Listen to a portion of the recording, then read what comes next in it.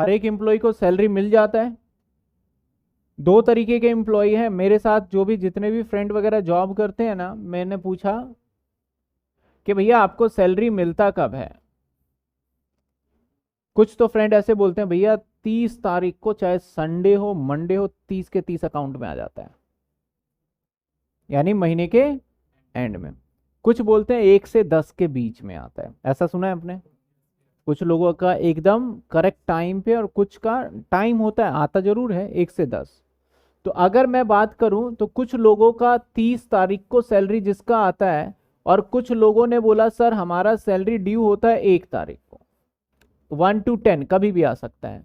तो इसे बोलेंगे हमारा ड्यू जो हुआ ना, वो लास्ट डे ऑफ मंथ हो गया। ये यही बोलेंगे लास्ट डे ऑफ, और ये first day of next month बोलूंगा इसे तो। क्योंकि फर्स्ट डे ऑफ मंथ बोलूंगा तो जिस दिन जाओगे आज ज्वाइन करा बोलोगे लाओ सैलरी, ऐसा तो हो नहीं सकता। एक महीना काम तो करोगे ना। तो first day of month. Sir दोनों ही कंडीशन में आपका साल, मुझे बताइए ईयर कितने टाइम का होता है, कितने महीने का होता है। चाहे आपको सैलरी इतना मिला हो, पूरे साल में आपको 12 महीने का ही सैलरी मिलेगा, और चाहे आपका ये हो तब भी आपको पूरे साल में 12 महीने का ही सैलरी मिलने वाला है। एग्री। ऐसा तो नहीं है जिसको 1 तारीख को मिलता है उसको 13 महीने का मिल जाएगा एक साल में, नहीं है ना। मैं बोनस की बात नहीं कर रहा यहाँ पे फिलहाल, सिर्फ प्योर सैलरी की बात कर रहा हूँ। कुछ ऐसा तो नहीं है जिसको लास्ट डे मिलता है उसके एक एक्स्ट्रा मिल जाएगा, नहीं। प्रॉब्लम कब आता है, हमें ना पूरे साल की सैलरी निकालनी है, ईयर की सैलरी निकालनी है। मैं सिंपल सा क्वेश्चन आपसे पूछता हूँ, आप बताइएगा मुझे। ईयर का सैलरी निकालना है मुझे, 1/4/2020 से लेके 31 मार्च 2021 का सैलरी बताइए। और सैलरी जो होता है लास्ट डे होता है, और मेरी सैलरी 5,000 रुपये महीने की है, तो बताइए पूरे साल में क्या सैलरी होगा। बहुत सिंपल सा क्वेश्चन है ये, कोई लगेगा क्या क्वेश्चन पूछ रहे हैं। 60,000 ऑब्वियस है। अप्रैल में मिलेगा, मई में भी मिलेगा, जून में भी मिलेगा, जुलाई में भी मिलेगा, यानी बोला सर यहाँ पे सैलरी आपकी होगी 60,000। मैंने कहा कि सेम मैं पॉइंट यहाँ पे अगेन रखता हूँ, बस पॉइंट चेंज क्या करूंगा। मैंने कहा जो मिलेगा हमें सेम यही रहेगा, बस फर्क इतना है कि ये है फर्स्ट डे ऑफ नेक्स्ट। मैंने अगेन 5,000 बोला। अब बताइए कितना सैलरी मिलेगा, अगेन 60,000। यानी आपका सैलरी अगेन पूरे साल का 60,000। जितने बच्चे लाइव में जुड़े हुए हैं भाई वो भी जवाब देंगे साथ के साथ, ठीक है। जिसका लाइक अगर बोलते हैं कि ऐप में कोई प्रॉब्लम, एक बार क्लोज करके चालू करके सही हो जाएगा। सर हो रहा है, सच में चल नहीं रहा मेरा शुरू से। एक बार और बच्चों का भी बताइए भैया, क्या आपका जो वीडियो सामने है उसमें कोई दिक्कत है। अगर सभी बच्चों को आ रहा है तो मुझे दोबारा से लॉगिन करना पड़ेगा सिस्टम में। अगर क्लियर है सभी बच्चों का तो कुछ का एरर हो सकता है, वो एप्लीकेशन क्लोज करके फिर चला लेंगे। सारी चीज़ें क्लियर है आपकी, बताइए। ओके ठीक है, चलिए आपने ये बताया। अब मैं एक और साधारण बिल्कुल सिंपल सा क्वेश्चन, देखो ये ना आप देखोगे ना तो बहुत बेसिक सा क्वेश्चन है, जैसा आपने जवाब दिया यही रहता है। लेकिन एग्जाम में जब क्वेश्चन आता है ना, तो मैंने देखा है, जब मैं पेपर भी कई बार मैंने देखा है, तो बच्चे मैक्सिमम गलत कर देते हैं स्टार्टिंग में। क्योंकि अगर आपका बेसिक सैलरी गलत निकाल लोगे ना तो पूरा क्वेश्चन गलत होता है, क्योंकि सब कुछ उसी के ऊपर परसेंटेज डिपेंड करेगा। मैं आपके सामने 2 साल में ड्रॉ करता हूं। चलिए मैं इसी के आगे कर लेता हूं। ये इसके लिए है 12 महीने, और ये इसके लिए है 12 महीने। अगर मैं यहां पे पूछूं आपसे 60,000 मिला है, वो कब से कब तक का मिला है, बता सकता है कोई। अप्रैल टू मार्च, मैं थोड़ा शॉर्ट फॉर्म में लिख देता हूं, अप्रैल टू मार्च। ये कब से कब तक का मिला है? सेकंड जो है ये वाला कब से कब तक का सैलरी मिला है? यानी मैक्सिमम स्टूडेंट कह रहे हैं सर डिट्टो। एक बार चलिए चेक करते हैं।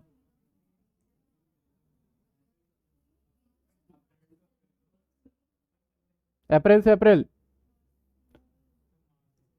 चलिए एक बार चेक कर लेते हैं। देखिए यहां अप्रैल है, मई, जून, जुलाई, अगस्त, सितंबर, अक्टूबर, नवंबर, दिसंबर, जैन, फेब और ये मार्च। अप्रैल वाला अप्रैल में मिल गया होगा, मई वाला मई में, जून वाला जून में, जुलाई वाला जुलाई में, अगस्त वाला अगस्त में मिलेगा क्योंकि लास्ट डे है। सितंबर वाला सर सितंबर में, अक्टूबर वाला अक्टूबर में, नवंबर वाला नवंबर, दिसंबर, जैन, फेब और मार्च। ये बात तो आपका आंसर बिल्कुल ठीक था सर, क्योंकि अप्रैल से लेके मार्च तक मिला होगा। लेकिन यहां चेक करते हैं, फिर से हम लगाते हैं यहां पे अप्रैल, मई, जून, जुलाई, अगस्त, सितंबर, अक्टूबर, नवंबर, दिसंबर, जैन, फेब और मार्च। सर अप्रैल की सैलरी और जून में, यानी हर महीने सैलरी तो मिल रहा है लेकिन उस महीने का नहीं मिल रहा, पिछले महीने का मिल रहा है। क्लियर? तो सर मार्च की सैलरी, तो मार्च की तो नहीं मिली, तो यानी अगर हम काउंट करें तो 11 महीने हुए, लेकिन फिर भी हम अप्रैल में सैलरी लेंगे तो अप्रैल में कौन से वाला लेंगे? पिछले साल का मार्च वाला। कौन सा लेंगे हम?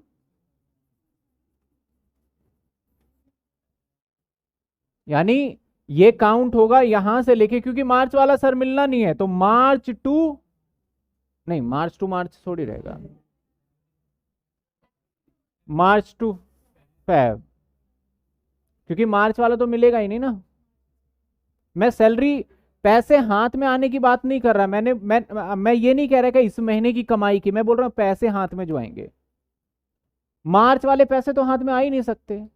हाँ मार्च में पैसे मिलेंगे, लेकिन मिलेगा कौन से वाला? पिछले महीने का। तो यहां पे थोड़ा सा चेंज हो रहा है, देख रहे हो, March to March, sorry March to Feb. Sir इतने सारे दिमाग क्यों लगाया जा रहा है? आपसे साल की सैलरी पूछेगा ना, प्रॉब्लम पता है कब आएगा? जब आपका इंक्रीमेंट लग जाता है। आपका जब क्या लगेगा? इंक्रीमेंट। देखिए सर, मैंने कहा आपका सैलरी आपको 1/4,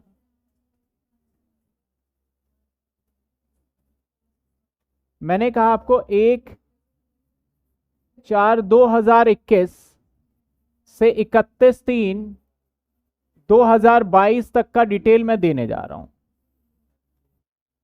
आपका सैलरी 20,000 रुपए है, बट फेब के मंथ में, या मान लेते हैं जैन के मंथ में, 1 जैन को इंक्रीमेंट लगा, आपका इंक्रीज हो गया बाय 5,000। यानी स्टार्टिंग में आपका था 20,000 और फेब के मंथ में आपका इंक्रीमेंट, जैन के मंथ में इंक्रीमेंट लग गया कितना? तो सर जैन में मेरा 20,000 सैलरी नहीं मिला होगा, 25,000 रुपये मिला होगा। समझ रहे बात को? जैन में कितना मिला होगा? अब मैं जानना चाहता हूं अगर लास्ट डे ऑफ मंथ का कॉन्सेप्ट हो तो कितनी टोटल सैलरी आएगी, और first day of the month का कॉन्सेप्ट हो तो कितनी सैलरी आएगी। 2 पॉइंट मेरे क्वेश्चन है, क्वेश्चन समझ में आया मैं क्या पूछ रहा हूं? अगर लास्ट डे हो, लास्ट डे ड्यू हो तो सैलरी कितनी आएगी? तो सर सैलरी कितनी आएगी? अप्रैल से लेके दिसंबर तक 9 मंथ तक तो रहेगी 20,000, कोई इंक्रीमेंट है नहीं, क्योंकि उस महीने की सैलरी उसी महीने मिल रही है हमें।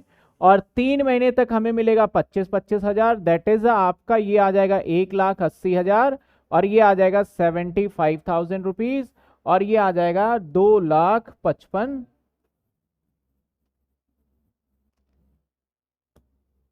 टाइमलाइन पे भी देख सकते हो आप इसको। कुछ बच्चों को जैसे कई बार कंफ्यूजन होगा सर कैसे हो क्या रहा है यहाँ पे, तो उनके लिए है ये अप्रैल, मई, जून, जुलाई, अगस्त, सितंबर, अक्टूबर, नवंबर, दिसंबर, जैन, फेब, मार्च। ठीक है,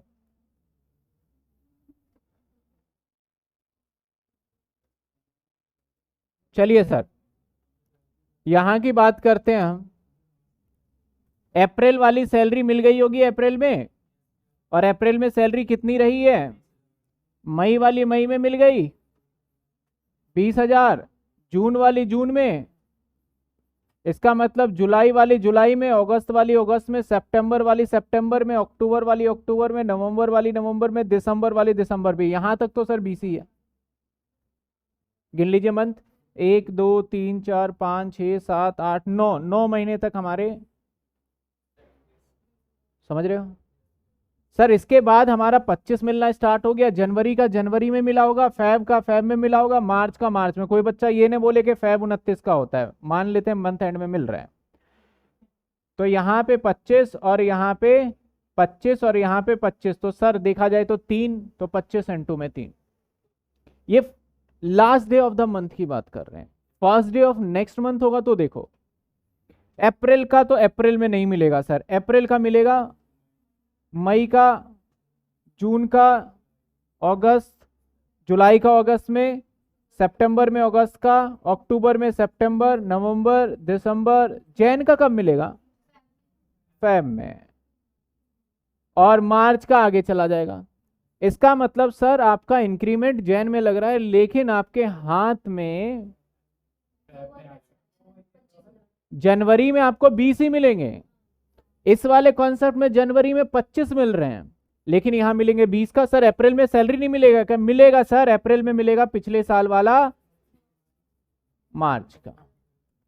यानी देखा जाए सर, सैलरी कैलकुलेट करें तो यहां पे 20, फिर से 20,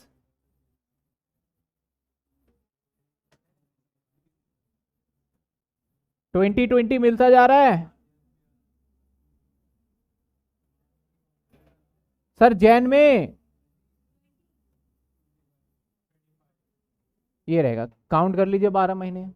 तो सर यहाँ पे जो कैलकुलेट करोगे ना, वो करोगे सर 20,000 इंटू में 10 होगा, और 25,000 इंटू में 2 ही होंगे। तो यहाँ पे हो जाएगा 2 लाख, और ये हो जाएगा 50,000। देखिए सैलरी लास्ट डे और फर्स्ट डे में फर्क आ गया।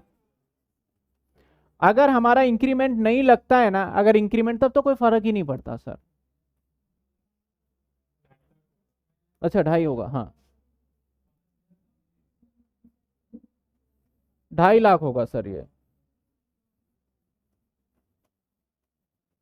सर अगर इंक्रीमेंट नहीं लगता तो कोई लास्ट डे और फर्स्ट डे एग्जामिनर बोल रहा है ना सैलरी ड्यू, तो पागल बना रहा है, कोई फर्क नहीं।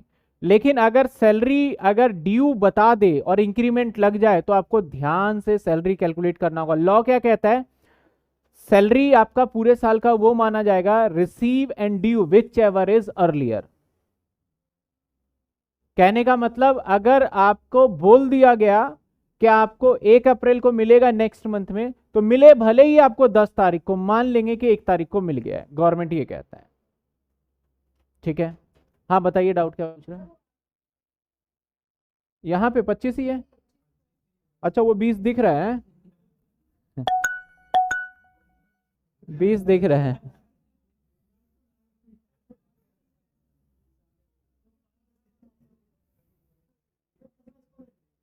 अप्रैल में तो सर 25, हाँ बिल्कुल। कुछ बच्चे कह रहे हैं सर मार्च वाला अप्रैल में मिलेगा 25, तो सर जब अप्रैल में मिलेगा 25 तो ईयर हो जाएगा चेंज। हमने कब तक का निकाला है सर? डेट इसलिए पहले मेंशन किया, यहां से यहां तक का। ठीक है,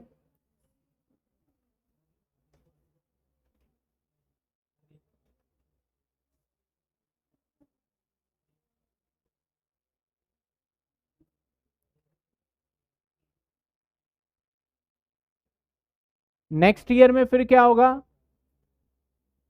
कोई भी हो सैलरी कांस्टेंट है, 25 25 × 12, 25 25 × 12 हो जाएगा। अभी हैंड रेस जितने बच्चों का आ रहा है, कुछ बच्चों का देख लेते हैं, कुछ बच्चों का हैंड रेस जिनका भी आता है मैं लूंगा, एक साथ ही हैंड रेस लूंगा, पहले मैं कॉन्सेप्ट फटाफट खिंचवाता जाता हूँ।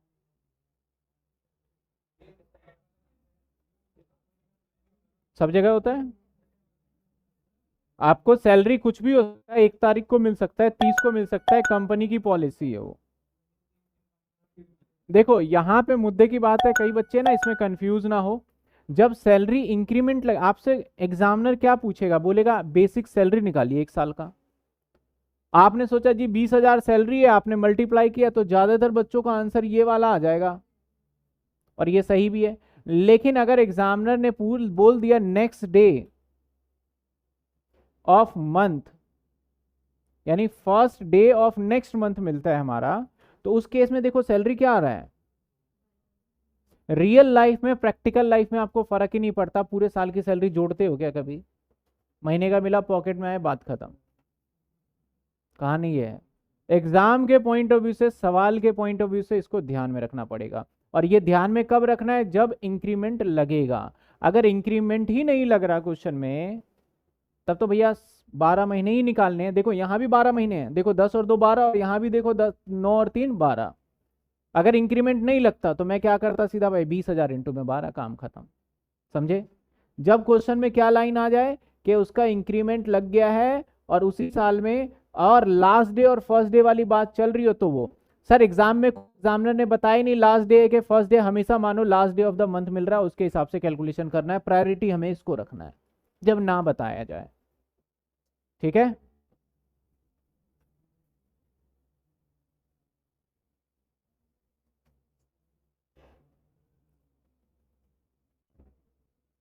फैजन मैंने बता दिया आपको कि जब कुछ ना बोला जाए तो फर्स्ट वाला मानिए, last day of the month.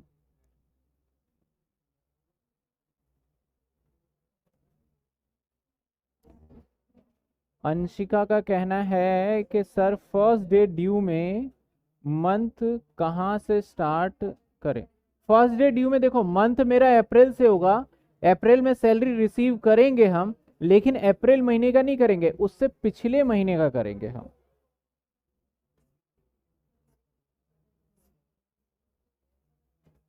एक क्वेश्चन दे आपको करने के लिए, इस पे बुक दिखाइए। चलिए एक क्वेश्चन देते हैं आपको करने के लिए, आपके बुक में होगा, नहीं है तो मैं सामने डिस्प्ले पे दिखा देता हूँ।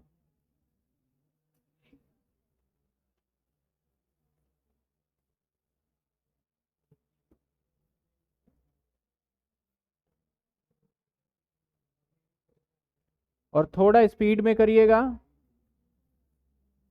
सो दैट मैं जल्दी जल्दी समझा पाऊँ आगे। हमने ग्रेड सैलरी तो कर लिया है, आ जाते हैं ड्यू सैलरी।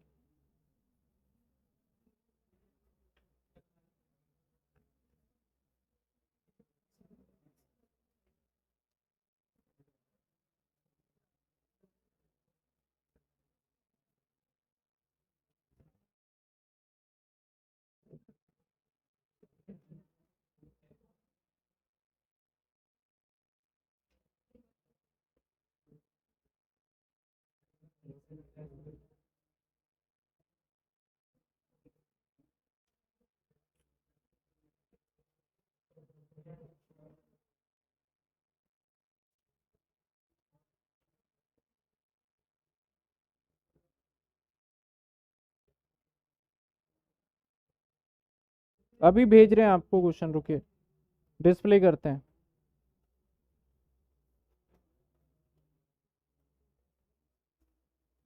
कहाँ गया मेरा गूगल ड्राइव? चलिए आ गया।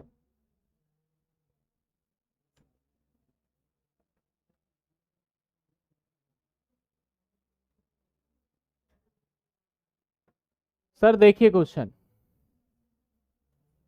मैं अभी आपको बोर्ड पे दिखा देता हूँ, एक एक करके करेंगे, है ना? देखिए आपको समझ में आ गया, बस मेरी तसल्ली के लिए मैं एक क्वेश्चन करना चाह रहा हूँ और कोई रीज़न है नहीं। मैं समझ गया कि आपको सर समझ में तो आ ही गया है। फिर आंसर भी पढ़वा देंगे, बुक का ही आंसर है। तसल्ली थोड़ा सा ये रहता है ना कि हमें आ रहा है।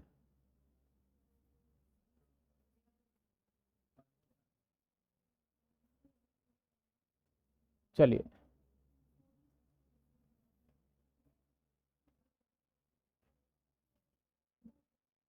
क्वेश्चन थोड़ा सा मैं क्लियर कर दूं, शायद कुछ बच्चों को विजुअल ना हो, मेरी कोशिश तो यही है।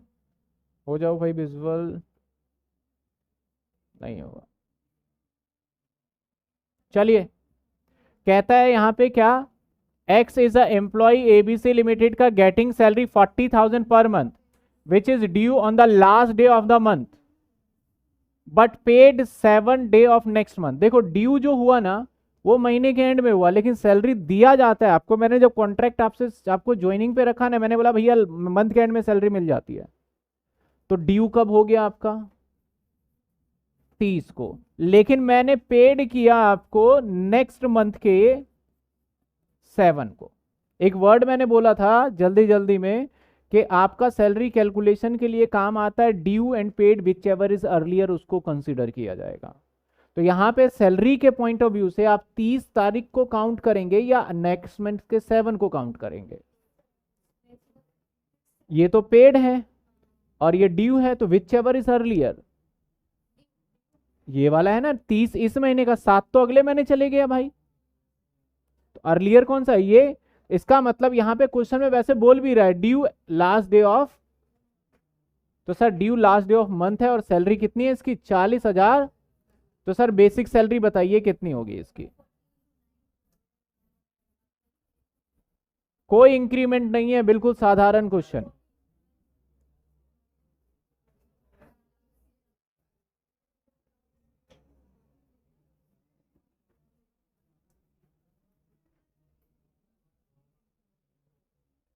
और एक बात और बता दीजिए, सैलरी जो मिलेगा वो अप्रैल से मार्च तक का होगा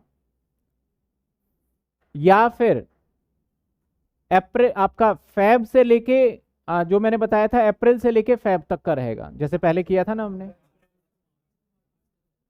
मार्च से फैब रहेगा ये, ठीक है ना, मार्च से फैब रहेगा या अप्रैल टू मार्च रहेगा, अप्रैल टू मार्च रहेगा। और सैलरी, काफी बच्चों ने सही जवाब भी दे दिया।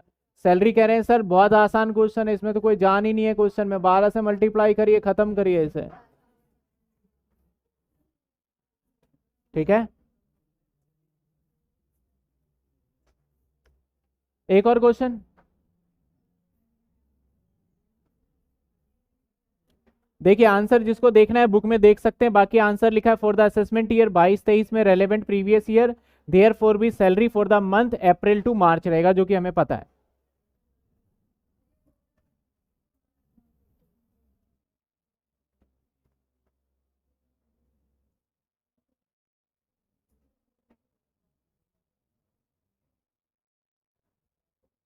चलिए, अगर आपका आंसर ये हो, क्वेश्चन कट गया, चलो कोई बात नहीं, मैं ओरली बोल देता हूं। कहता है कि assume in the above case, पहले वाला ये सर 40,000 ही सैलरी है, लेकिन first day of the next month होगा और जो पेड होगा 7th को होगा, first day of next month, यानी नेक्स्ट मंथ की बात कर रहा है। तो आपको सबसे पहले तो ये कैटेगराइज करना है पूरे साल का सैलरी। इंक्रीमेंट लग नहीं रहा तो सर पूरे साल का सैलरी में कोई बदलाव नहीं आएगा, 4 लाख।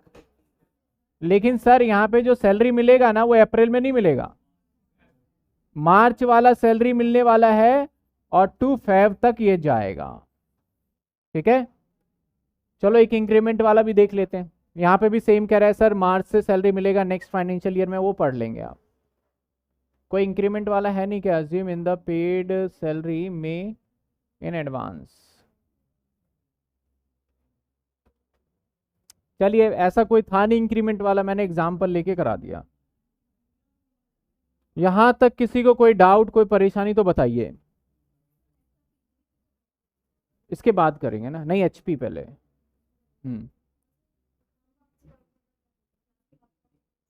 नहीं तो पूछ लो, मैं तो किसी का भी लूंगा डाउट, ठीक है ना।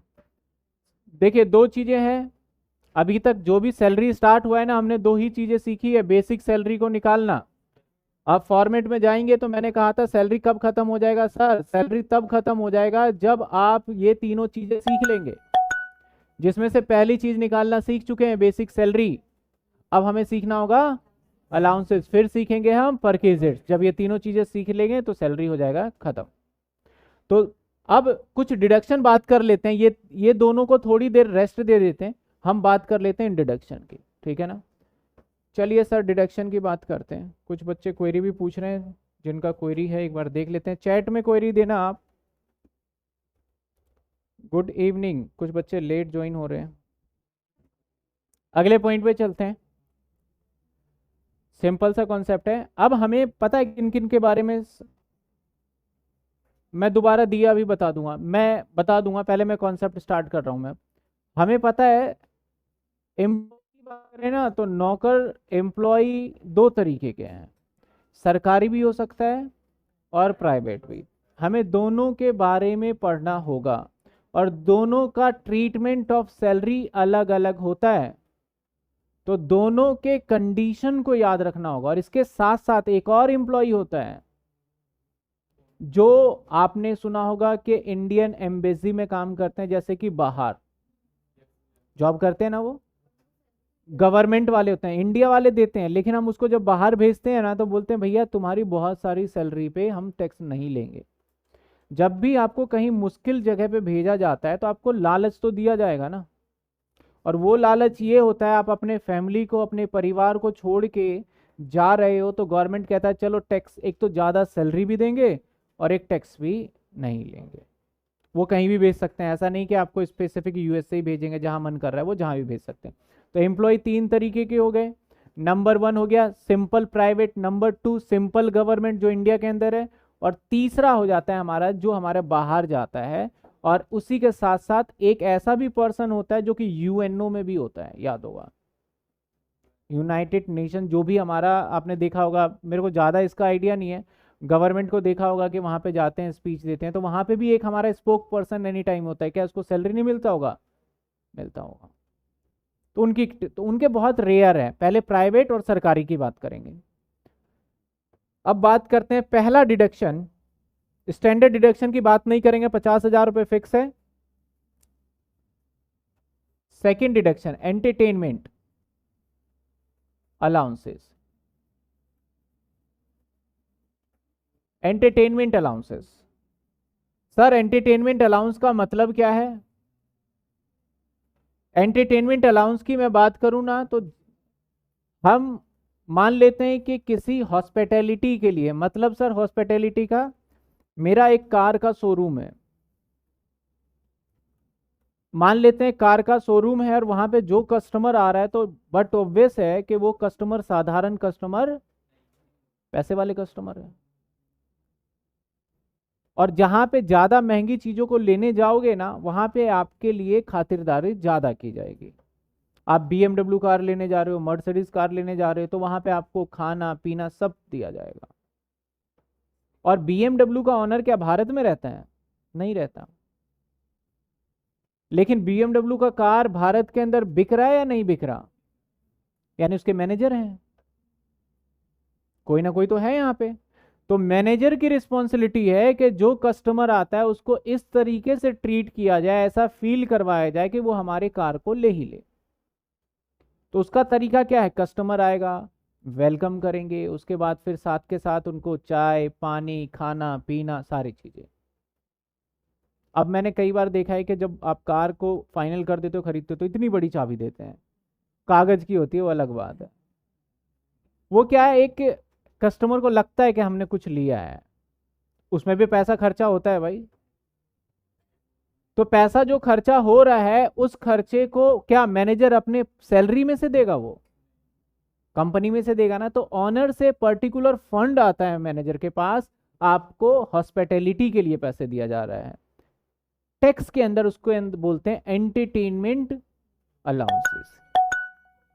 लेकिन सही मायने में देखा जाए कि अगर एंटरटेनमेंट अलाउंस की हम बात करें, तो एंटरटेनमेंट अलाउंसेस एक्चुअल में खर्च किया जाता है कस्टमर के ऊपर, लेकिन टैक्स एविएशन टैक्स का जितना भी देखा जाओगे ना, टैक्स की चोरी की अगर मैं बात करूं तो इन जगहों से ज्यादा होने लगता है। मालिक ने पैसे भेजा 1 करोड़ रुपए, मैनेजर बोल रहा है सर 1 करोड़ रुपए तो मैंने खर्च कर दिए एम्प्लॉय के, मतलब जो भी हमारे कस्टमर आया उसको सर्विस देने में 1 करोड़ का खर्चा दिखा दिया। 1 करोड़ का खर्चा दिखाएंगे वो P&L में। अगर उसकी 2 करोड़ रुपए की इनकम है और 1 करोड़ का खर्चा बढ़ा दे तो उसकी इनकम आ जाएगी 1 करोड़। 1 करोड़ पे 30% से सिर्फ 30 लाख का टैक्स देना पड़ेगा। हो गया यहाँ पे। मैनेजर को बोला तू बस यही बोलियो हाँ खर्च हुआ है, तो यहाँ पे टैक्स का चोरी किया जा सकता है। यानी टैक्स प्लानिंग के हिसाब से देखा जाए तो टैक्स यहाँ पे गवर्नमेंट को से बचाया जा सकता है। तो गवर्नमेंट ने कुछ रूल बनाए कि भैया यहाँ पे जहाँ जहाँ गवर्नमेंट को लगता है ना कि लोग बाग यहाँ पे टैक्स प्लानिंग कर सकते हैं। टैक्स की प्लानिंग का मतलब पता है चोरी क्या होता है? चोरी ये होता है कि मैंने पैसा ले लिया, अब मैं सरकार को टैक्स नहीं भरूंगा। सरकार बोल रहा है भैया ये से कमाया भरना है, बोल रहे नहीं भरूंगा, ये है टैक्स चोरी। आपने टैक्स भरा है लेकिन लॉ के अंदर कुछ ना कुछ जहां पे लूप होल्स है, लॉ के अंदर जहां कमी है उसका इस्तेमाल करते हुए आपने कम टैक्स दिया है, तो दैट इज अ नॉट कि आपने टैक्स चोरी किया, ये टैक्स की प्लानिंग है। जब ये लॉ बना होगा, मान लेते हैं ऐसा खर्चे का कोई प्रोविजन नहीं होगा, लोगों ने खूब खर्चे का बेनिफिट उठाया। जब खर्चे का बेनिफिट उठाया तो गवर्नमेंट ये नहीं कह सकती कि आपने टैक्स की चोरी की है। गवर्नमेंट को ये बात पता चल जाता है कि अच्छा यहाँ पे ना लोग बाग बहुत फायदा उठा रहे हैं हमारा, एक काम करो इसके ऊपर रिस्ट्रिक्शन लगाओ। एक सिंपल सा मैं सेक्शन की बात करूंगा। सेक्शन 24A हाउस प्रॉपर्टी क्या है? Deduction, standard deduction 30%। वहां पे क्या था कि कहा जाता था कि अगर आप मकान को किराए पे दोगे तो आपके किराए के इनकम पे टैक्स लिया जाएगा। सर जब किराए के इनकम पे टैक्स लिया जाएगा और जो भी खर्चा होता है ना उस खर्चे को माइनस कर देना किराए से, फिर टैक्स देना। तो लोग बाग ने क्या करा, किराया आया 1 लाख रुपए, अगर 5 लाख साल का आ रहा है तो बोल रहा जी हमने तो 6 लाख का रिपेयर ही करा दिया। कस्टमर को लग्जरियस फील करवा रहे हैं हम, तो हर महीने हम POP करा देते हैं। गवर्नमेंट ने बोला बिल दिखाओ, बिल तो कहीं भी बन जाता है। तो क्या हाउस से सरकार को टैक्स मिल पा रहा था? नहीं मिल रहा था। सरकार ने बोला भैया एक सेक्शन लेके आ रहे हैं 24A, जो भी आपकी इनकम है 30% माइनस कर लीजिए। आप चाहे आप 1 लाख, अगर 10 लाख रुपए की आपकी रेंट है तो 30% 3 लाख माइनस कर लीजिए। आपका खर्चा 2 लाख भी होता है तो जाने दीजिए, 3 लाख माइनस करिए। आपका खर्चा 5 लाख भी होता है तो 3 लाख ही माइनस कर सकते हैं। तो वहां पे क्या करा सरकार ने, रिस्ट्रिक्शन लगा दिया। तो सेम एंटरटेनमेंट अलाउंस में गवर्नमेंट के लिए क्या बोला गया? मेरा कहने का मतलब क्या था कि लॉ जो बनाया जाता है ना, वो लॉ तभी अच्छा होता है जितने भी लोग जिनका शातिर दिमाग होता है ना, जो टैक्स प्लानिंग करते हैं, वहां से लॉ अच्छा बनता है। अब यहां पे दो तरीके के, मैं एम्प्लॉय बात करूं तो दो तरीके के एम्प्लॉय हो सकते हैं यहां पे। एक हो सकता है हमारा गवर्नमेंट एम्प्लॉय को डबल ई लिख दूंगा मैं, ठीक है। एक होगा गवर्नमेंट एम्प्लॉय। सर दूसरा कौन सा एम्प्लॉय हो सकता है? Private employ. यानी BMW का जो एग्जांपल लिया वो था सर प्राइवेट एम्प्लॉय। गवर्नमेंट की बात करें MCD हो जाता है, जो भी गवर्नमेंट से रिलेटिव, ऐसे तो लोकल अथॉरिटी गवर्नमेंट के डेफिनेशन में आता है, चाहे वो स्टेट में हो चाहे सेंटर में हो। अगर कोई भी गवर्नमेंट है, एम्प्लॉय है, तो उसके लिए एंटरटेनमेंट अलाउंस टैक्सेबल हो जाएगा लोअर ऑफ। मैं इसके एग्जाम्पल भी लूंगा। लोअर ऑफ बोला गया भैया इन तीनों में से जो सबसे कम होगा ना वो माइनस करने दे देंगे। Number 1 20% of basic salary. Number 2 maximum limit 5,000। Sir salary का मतलब क्या है? Salary is equal to only basic salary. Salary का मतलब ओनली बेसिक सैलरी। अगर कोई भी सरकारी एम्प्लॉय है और अगर मान लेते हैं उसका सैलरी 10,000 रुपए बन रहा है, एंटरटेनमेंट अलाउंस जो बन रहा है वो कुछ भी मिल रहा, उससे मैटर नहीं करता। आपका सैलरी सालाना 10,000 है तो 10 का सर 20% निकाल लीजिए, जो कितना होता है। और मैक्सिमम लिमिट क्या है, विच एवर इज लोअर वो माइनस करने देंगे। तो इन दोनों में से लोअर क्या है, 2,000 माइनस कर लो।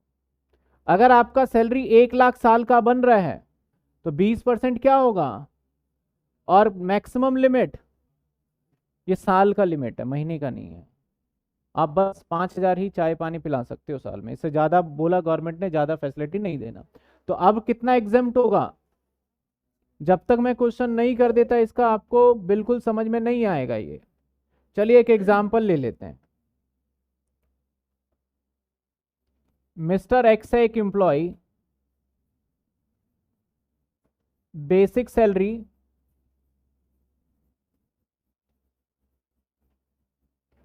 20,000 per month, entertainment allowance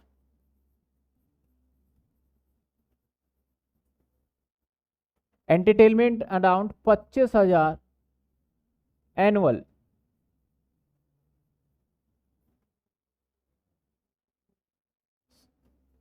dearness allowances, जिसको मैं शॉर्ट फॉर्म में डीए बोल रहा हूं,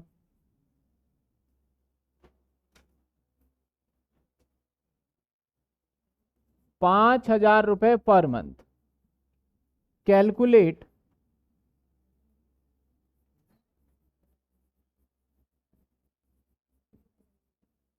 टैक्सेबल सैलरी। और सर ये है गवर्नमेंट, आपको सिंपल टैक्सेबल सैलरी निकाल के बताना है, ठीक है। अभी तो मैं पहले एक करके दिखा रहा हूं सर कैसे निकाला जाएगा सिंपली।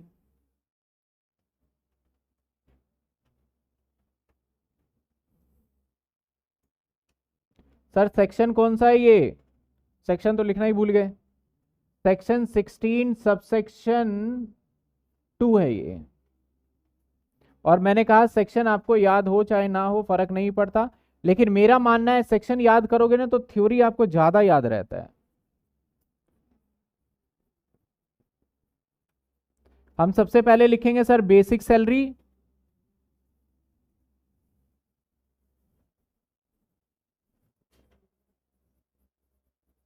सर बेसिक सैलरी 20,000 है तो पूरे साल का काउंट होगा, तो 2,12,000 से मल्टीप्लाई कर दिया। कुछ बच्चों को अगर डाउट हो तो मैं मल्टीप्लाई के करके भी दिखा देता हूं। इसके बाद सर डीए, डियरनेस अलाउंसेस, ये भी सैलरी का पार्ट होता है। तो सर डियरनेस अलाउंसेस 5,000 रुपए महीने के हिसाब से पूरे साल ही मिलेगा, तो 12,000, 12 महीने का 60,000। सर अब इसके बाद entertainment allowance, sir entertainment allowance 25,000 है, ये आ गया। इसका टोटल करेंगे ना जब हम, तो 3,25,000, दैट इज, इसको कॉल क्या करेंगे सर, बहुत सिंपल लैंग्वेज में मैं बोलने जा रहा हूं, इसको कॉल करेंगे ग्रॉस टोटल सैलरी। अब इसमें से होगा माइनस डिडक्शन। फॉर्मेट थोड़ा सा याद दिला दूं मैं, क्योंकि पुरानी चीजें एक बार दिखा दूं तो ज्यादा क्लियरिटी रहता है। यही बोला था सैलरी ऐसे निकालेंगे सर, अलाउंसेस ऐड हो गया, परक्विजिट था नहीं तो हटा दिया, अब क्या आ गया हमारा, अब इसमें से डिडक्शन माइनस करेंगे। पहला स्टैंडर्ड डिडक्शन 50,000 रुपए पिछले 2 साल से इंट्रोड्यूस हुआ, ये फिक्स्ड है। मैं इसके ऊपर बाद में डिस्कशन करूंगा सर, ये 50,000 रुपए क्यों दिया गया, क्योंकि मेडिकल अलाउंसेस में 15,000 रुपए का डिडक्शन का था, उसको कैंसिल कर दिया क्योंकि लोग बाग फेक बिल बनाने लग गए थे। ट्रेवलिंग अलाउंसेस के अंदर आपका ट्रांसपोर्टेशन अलाउंसेस में 1,600 रुपए महीने का पहले मिला करता था, लोग बाग उसके अंदर भी झूठ बोलने लग गए थे, तो गवर्नमेंट ने बोला हम 50,000 फिक्स दे रहे हैं, बाकी अब ट्रेवलिंग अलाउंसेस, ट्रांसपोर्टेशन अलाउंसेस का कोई डिडक्शन नहीं है, और ना ही आपका कोई मेडिकल अलाउंस का डिडक्शन मिलेगा, इसके बदले आ गया था। तो 50,000 सर फिक्स है, ये मैक्सिमम लिमिट है।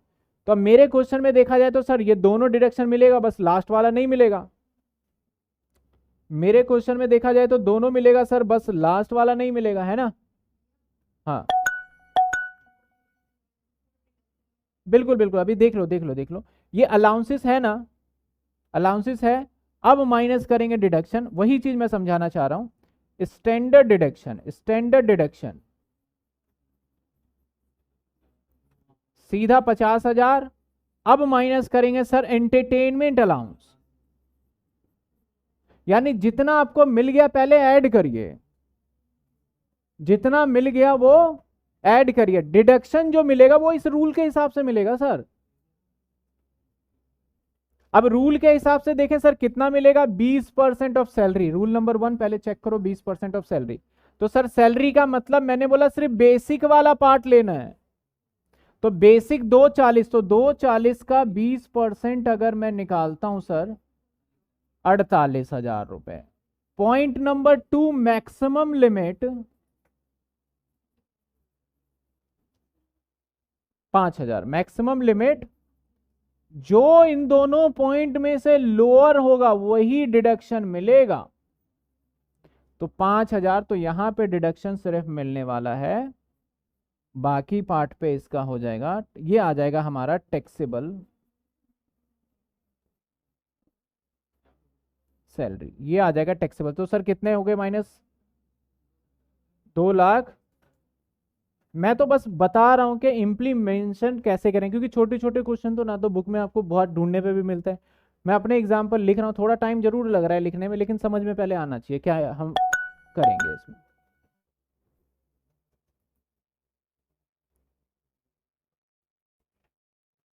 सर कहने का मतलब है कि सारे एम्प्लॉय के लिए है, बिल्कुल सारे एम्प्लॉय के लिए स्पेसिफाइड एम्प्लॉय है या नहीं है। तो मैं आज की बात, स्पेसिफाइड एम्प्लॉय के लिए जो होता है, स्पेसिफाइड एम्प्लॉय वो एम्प्लॉय होता है जिसकी सैलरी साल की 50,000 है, और आज के टाइम पे every employee is specified employee, क्योंकि हर किसी की सैलरी साल की 50,000 रुपए तो है। तो मैं इसके ऊपर बाद में आऊंगा शिवानगी, मैं बाद में इसके डिस्कशन करेंगे, मैं पूरा जब करता जाऊंगा ना, जिस जिस पॉइंट में पूछता जाऊं उसमें आप जो मर्जी डाउट पूछिए, और सारा कवर होगा, ऐसा नहीं कि 1-2 पॉइंट ही कवर होगा। बताइए कोई डाउट, समझ में आया यहां तक? ये किसके लिए ट्रीटमेंट बताया मैंने, सिर्फ गवर्नमेंट। सर अगर प्राइवेट एम्प्लॉय होगा, इसका क्या करें सर, प्राइवेट, अगर प्राइवेट एम्प्लॉय है तो जवाब है नो डिडक्शन। यानी सर प्राइवेट एम्प्लॉय आपको कुछ माइनस करने नहीं दिया जाएगा। तो सर अगर यही क्वेश्चन प्राइवेट एम्प्लॉय का होगा तो आंसर क्या अलग आएगा, डेफिनेटली आंसर अलग आएगा। और सर क्या आंसर अलग आएगा, देखिए आंसर अलग ये आएगा कि जो डिडक्शन ये 5,000 का है ना, क्योंकि ये प्राइवेट एम्प्लॉय है तो ये 5,000 वाला डिडक्शन की बात ही नहीं होनी है, और इस केस के अंदर आंसर जो आ जाएगा सिर्फ 50,000, तो 270।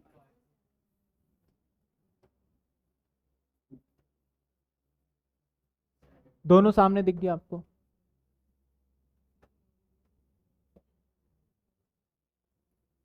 दोनों दिख गया।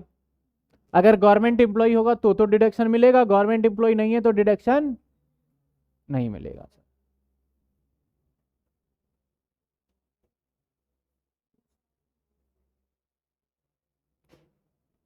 बाकी एंटरटेनमेंट एम्प्लॉय को उठाना पड़ेगा, बाकी एम्प्लॉय करेगा ही नहीं, एंटरटेनमेंट जो एक्सपेंस है ना एम्प्लॉय करेगा ही नहीं, वो मालिक से लेगा और बोलेगा भाई मेरे को। अब कुछ बच्चों का कहना है कि सर एम्प्लॉय ने तो हॉस्पिटैलिटी पे 20,000 खर्चा कर दिया लेकिन बेनिफिट इतने का मिल रहा है। दो तरीके से पैसे दिए जाते हैं, एक हमने कहा तुम्हारे सैलरी का पार्ट है ये, उसमें एक्स्ट्रा पैसे आप बोल रहे हो, आपने बोला सर मैं कहाँ से दूंगा अपने सैलरी से, तो भाई ठीक है मत दो सैलरी से, मैं सैलरी से पार्ट में जोड़ के दे रहा हूँ, तुम्हारी सैलरी 20 है 25 पकड़ो, बात खत्म। तो आपको सैलरी के तरीके से दिया गया। तब एक उसने क्या करा, एंटरटेनमेंट अलाउंस के लिए अलग से ऑफिस में ही पैसे छोड़े हुए हैं, मैनेजर हाथ नहीं लगाता उसको, सैलरी का पार्ट नहीं है, तब तो जितने मर्जी पैसे खर्च करो। तो दो सिचुएशन दोनों अलग अलग है। तो सर ज्यादा से ज्यादा ना ये वाला बहुत रेयर होता है, बहुत पुराने, बताओ 5,000 का डिडक्शन मिल रहा है, पता है कब से चला आ रहा है, 1962 से बना हुआ सेक्शन है ये, तब से ये रिवाइज हुआ तो है लेकिन इन सेक्शन पे ज्यादा काम नहीं हुआ है। तो पुराना है, हमें एग्जाम के पॉइंट ऑफ व्यू से पढ़ना है, प्रैक्टिकल लाइफ में बोलेंगे तो नो इम्प्लीमेशन होता ही नहीं है। और किसी को 5,000 रुपये माइनस करने से क्या फर्क पड़ता है, बोलता है हम कर चाहे मत कर, हटा, इतनी कौन पढ़ेगा, इतना जाके हटाओ इसे, ठीक है ना। तो ये क्या मैं बात कर रहा हूं पुराने सेक्शन है इसलिए पढ़ रहे हैं, तो इसके अंदर हमें ज़्यादा ये नहीं जाना कि किसी का सैलरी मिलेगा। हाँ, जो चीज़ें इसके बाद जो आएंगी वो प्रैक्टिकली हमें मिलेगा और उसका डिडक्शन भी लेंगे, जैसे मेन एचआरए हो जाता है हमारा, या फिर आरएफए हो जाता है, बहुत सारी चीज़ें वो धीरे धीरे देखेंगे। क्लियर है यहाँ तक? नो डिडक्शन मतलब माइनस नहीं करने दिया जाएगा। तो सर मैंने कहा था कि आप क्या करिए, जो हमने बेसिक देखा था इसके अंदर से, एक तो ये पार्ट हमने कर लिया, ये तो सबके लिए सेम ही है सर, क्यों? ये भी देख लिया, अब एक बार ये देख लेते हैं, प्रोफेशनल टैक्स। प्रोफेशनल टैक्स का क्या रहेगा सर? प्रोफेशनल टैक्स के अंदर मैक्सिमम 2500 रुपए का डिडक्शन होता है। किस किस को मिलेगा नहीं मिलेगा ये भी हम देख लेते हैं प्रोफेशनल टैक्स का। चलिए सर, नोट करने के लिए पीडीएफ में एक साथ ही भेज दूंगा आप सभी को, उसके लिए टेंशन मत लीजिए आप, मैं सभी को पीडीएफ नेक्स्ट डे मिल जाएगा।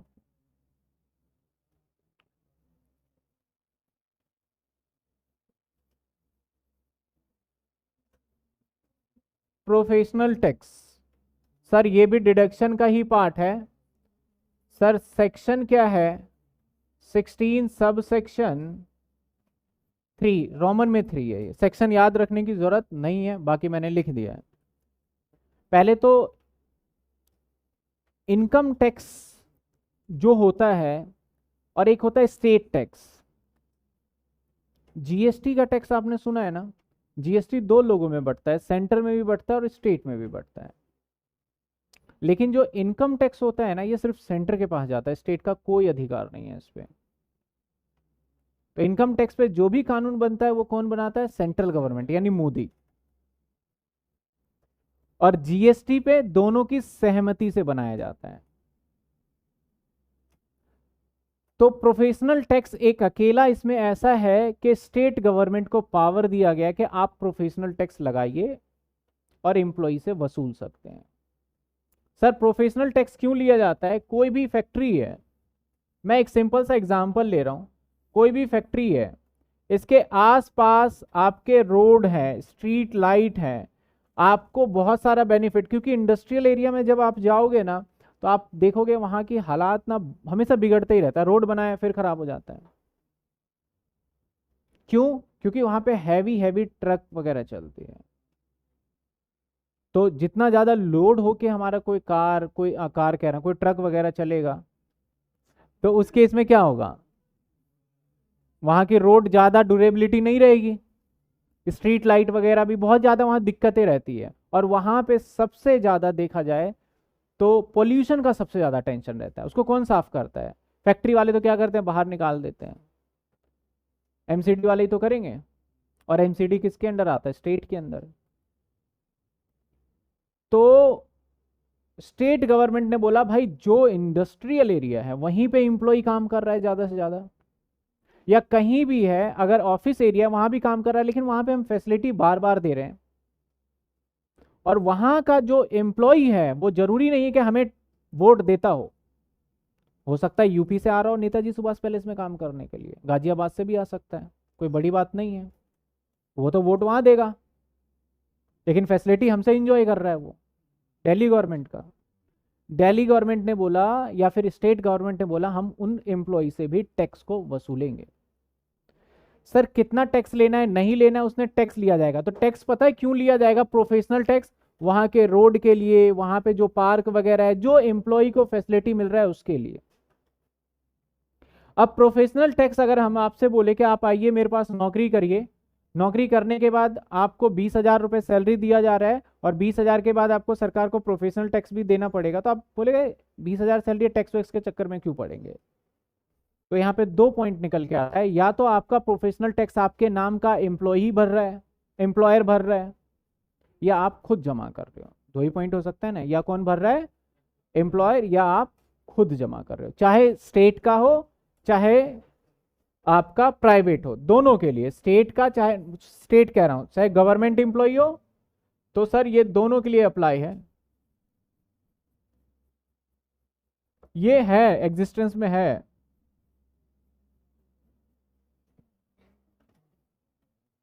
लेकिन इतना ज्यादा अमाउंट लेंगे, अब बताओ एम्प्लॉय से लिया जा रहा है, सैलरी 10,000, क्या 20,000 ले लेंगे उससे? हम नहीं ले सकते। तो इसका अमाउंट क्या होगा? हमेशा स्मॉल होगा।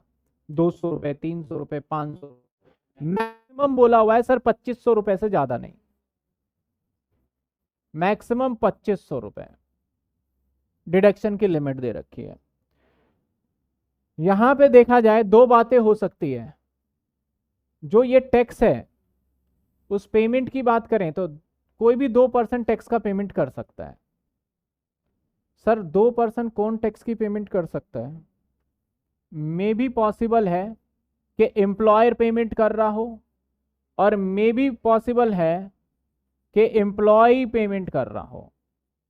बाकी आप टैक्स वगैरह बाकी लॉ वगैरह में पढ़ेंगे, आर्टिकल ने स्पेशल प्रोविजन दिया हुआ है इसको।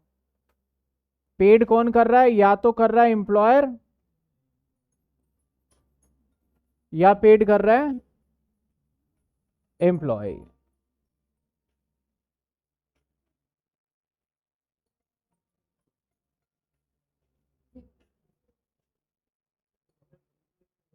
या एम्प्लॉयर पेड कर रहा है या फिर एम्प्लॉय पेड कर रहा है। अब मान लो आपका बेसिक सैलरी, आप ध्यान देना, बेसिक सैलरी की मैं बात कर रहा हूं, आपका 10,000 रुपये महीने का है। सर साल में आप 12 से मल्टीप्लाई करिए तो आपका हो जाता है 1 लाख। तो मालिक एम्प्लॉय को सैलरी दे रहा है तो उसका खर्चा कितना? 1 लाख। तो सर जब मालिक पी एंड एल बना रहा होगा तो अपने पी एंड एल में सैलरी के नाम से जो मेंशन करेगा, कितना माइनस मेंशन करेगा? तो गवर्नमेंट का पता है क्या पॉलिसी होता है? अगर तुमसे टैक्स नहीं ले पा रहे तो तुमसे ले लेंगे। अगर यहां कंपनी से टैक्स नहीं ले पा रहा इस 1/20 के ऊपर, तो किससे ले लेगा वो? यही होता है, सिंपल सा रूल है, देगा तो हर कोई। दूसरा, प्रोफेशनल टैक्स मालिक ने पेड किया तो मालिक बोलेगा भाई मैंने पेड किया, मेरा तो खर्चा ही है, तो मैं दिखाऊंगा प्रोफेशनल टैक्स।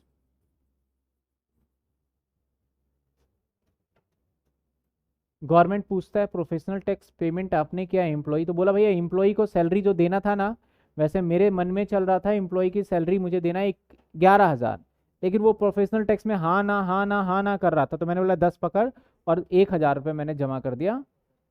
यानी मेरा तो यहाँ पे सर ये है। तो ऐसे सिचुएशन में जो 1,000 रुपये एम्प्लॉयर पेड कर रहा है वो भी आपके सैलरी का पार्ट है, और वो आपसे 1,000 रुपये और 12 महीने का 12,000 रुपये पे टैक्स पैसे वसूल लेगा। क्योंकि अल्टीमेटली आपके ऊपर मेरी कंपनी का खर्चा जो है नॉट 1,20,000 रुपीज, प्रोफेशनल टैक्स भी अपने जेब से दे रहा हूं, तो ये भी मेरी कंपनी का क्या है? और जो कंपनी का खर्चा है वो तुम्हारी इनकम बनेगा, तो इसका मतलब प्रोफेशनल टैक्स अगर एम्प्लॉयर पेड करेगा तो क्या एम्प्लॉय के सैलरी का पार्ट है या नहीं है? है, एम्प्लॉय के सैलरी का पार्ट होगा। लेकिन अगर एम्प्लॉय ही पेड कर रहा है, एम्प्लॉयर नहीं कर रहा, तो क्या वो सैलरी का पार्ट है? नहीं है। एक एग्जाम्पल लेते हैं, एग्जाम्पल से मैं क्या समझाने की कोशिश कर रहा हूं आपको बहुत इजीली क्लियर हो जाएगा। एग्जाम्पल देखिए, मान लेते हैं बेसिक सैलरी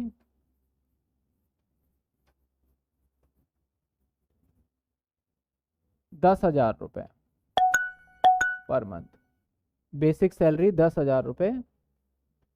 मैं एग्जाम्पल ले रहा हूं, जीएसटी किसके पास जाता है? जीएसटी की बात ही नहीं कर रहे, बाद में देखेंगे। मैं एग्जाम्पल ले रहा हूं, फिर अभी समझ में आ जाएगा, टेंशन मत लीजिए।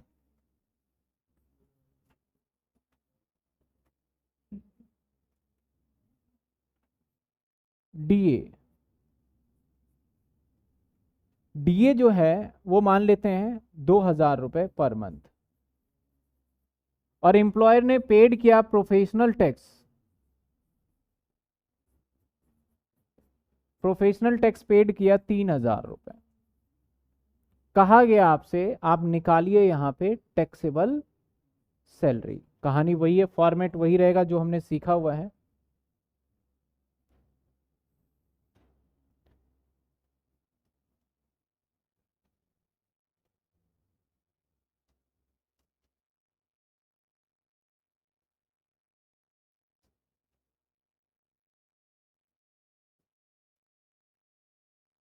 मैं थोड़ा सा साइड में ले जाता हूं, मुझे जगह ज़्यादा चाहिए।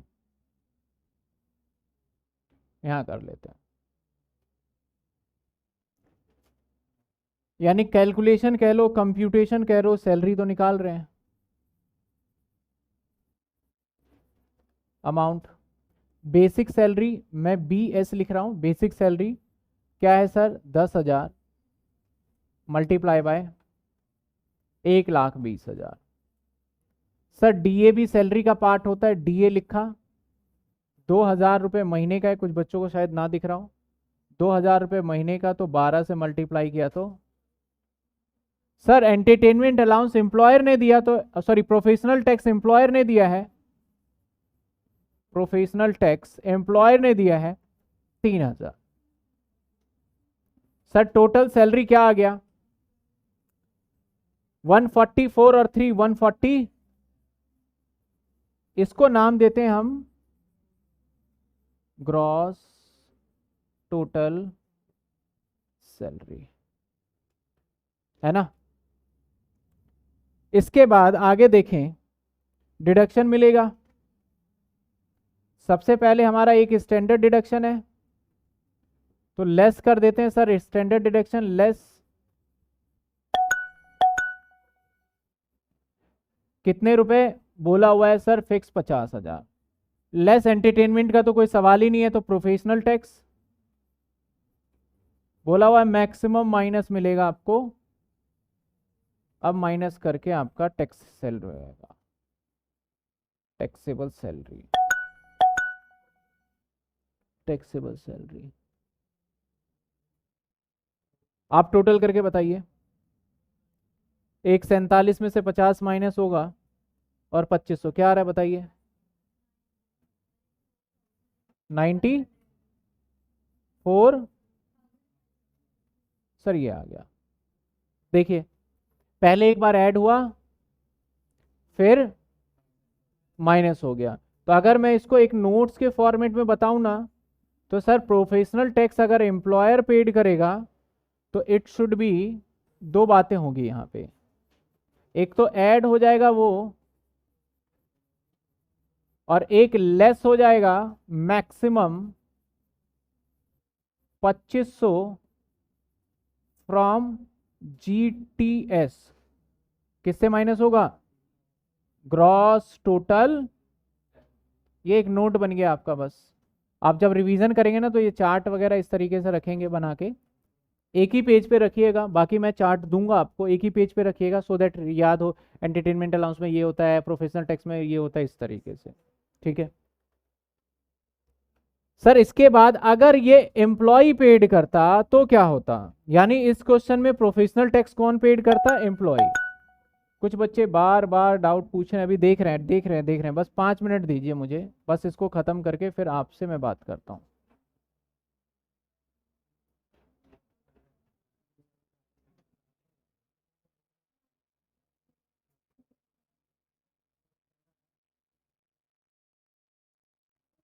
सर अगर एम्प्लॉय पेड करेगा ना, आप सोचिए पेड कौन कर रहा है, एम्प्लॉय, तो मालिक तो दे नहीं रहा उसको अपने जेब से, तो सैलरी का पार्ट भी नहीं है, जब सैलरी का पार्ट नहीं है सर तो यहां पे आएगा भी नहीं,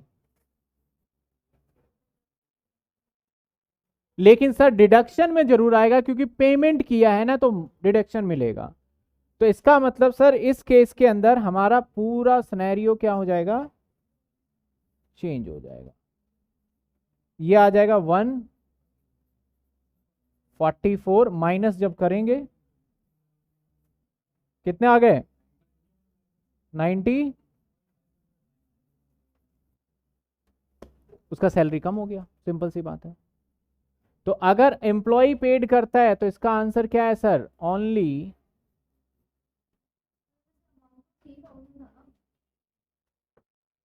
मैक्सिमम लिमिट, आपने 3 पेड किया तो मैं 3 माइनस नहीं कर सकता, मैक्सिमम लिमिट कितना है हमारा, 2500 ही कर पाऊंगा मैं, समझे, ओनली डिडक्ट फ्रॉम